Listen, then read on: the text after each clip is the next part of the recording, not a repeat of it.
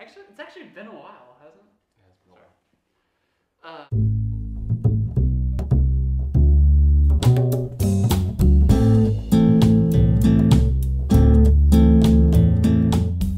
Hi, welcome to yet another episode of Yet Another Beer Show. I'm JT. I'm Steve.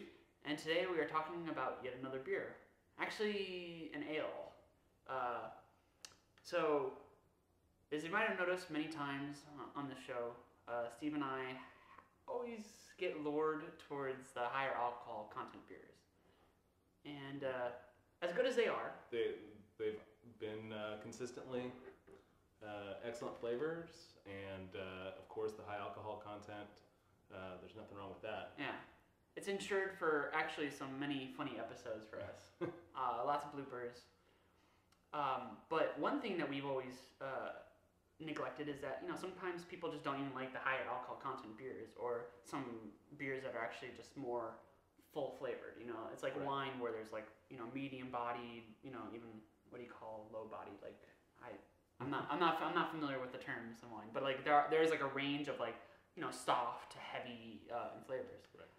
So one style of beer that actually exists is called sours, and it's actually in the past couple of years become, from just what I've read on the net, sort of like an intro beer to a lot of people, where they go, "Oh wow, beer can actually be tasty and not ew," as some people might say.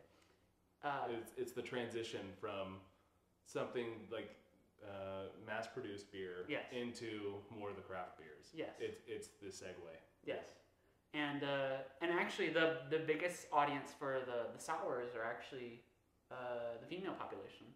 So we're trying to expand out into our audience. So for all you ladies out there, we're taking one for the team here, and Just because a lot of women like it doesn't mean only women like it. So that's true. But it actually is a very, very high number. So this one is actually probably one of the most famous sours that I've read about. Is called Monk's Cafe Flemish Sour Ale. And yeah, we're just going to sort of dive into it. Yeah. It's from Belgium. So I just pour it in. This thing has a huge head on it. Like, I don't know if I poured it incorrectly, or is it just the way it comes out, but It kind of has a banana smell to it. I could see how you see that, but I don't see it as banana. Okay. I just smell it sort of like a sweet. It just smells sweeter. Yeah, it does. I'm associating it with banana because it has that sweet smell that you get from banana.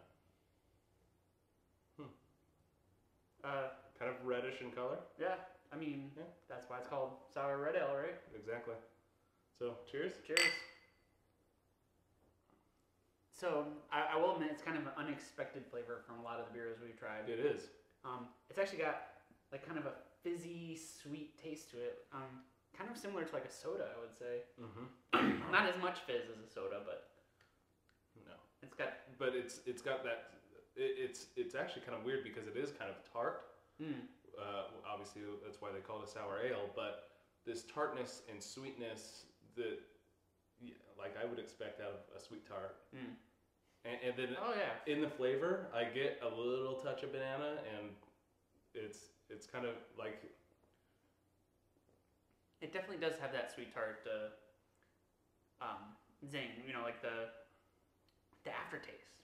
You really it really rests on the tongue. The aftertaste is really strong, actually. Sweet, very sweet. But you can actually. It does kind of have like a beer flavor to it too, Yeah. But it's not like beer infused with a flavor. It's actually, is that you can actually tell it was brewed in the style. It's not like they added raspberry to it to give it the sourness. They actually gave it. And I'm not quite familiar with the style. It's like I believe what they do is they just add more sugar, or the yeast doesn't eat as much sugar to give it that sourness. I should have probably looked up some of the science. Probably very interesting.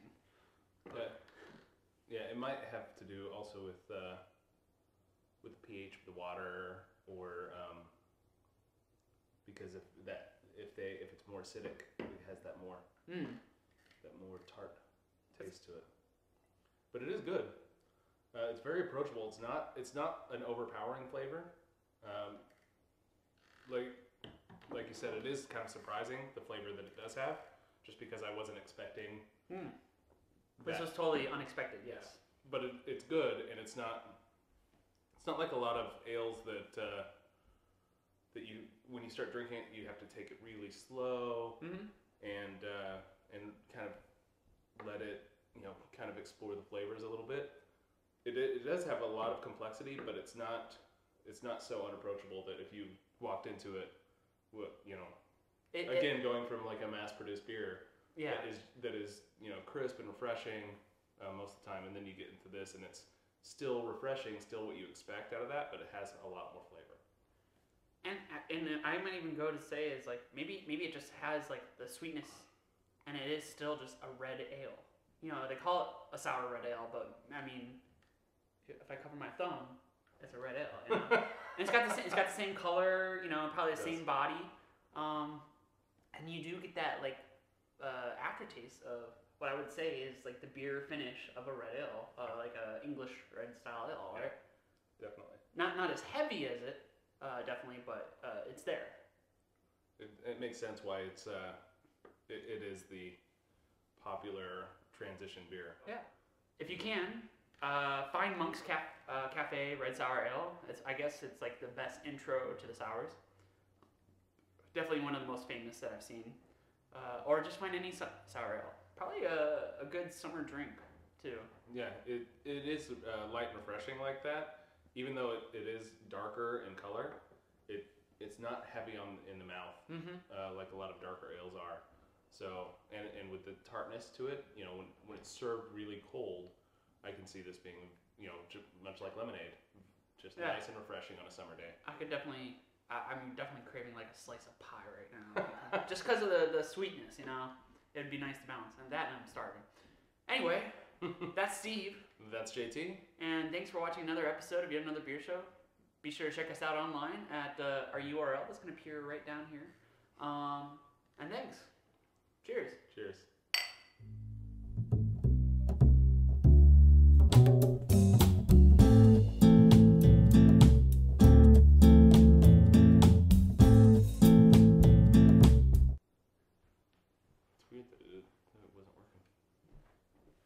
That's what she said.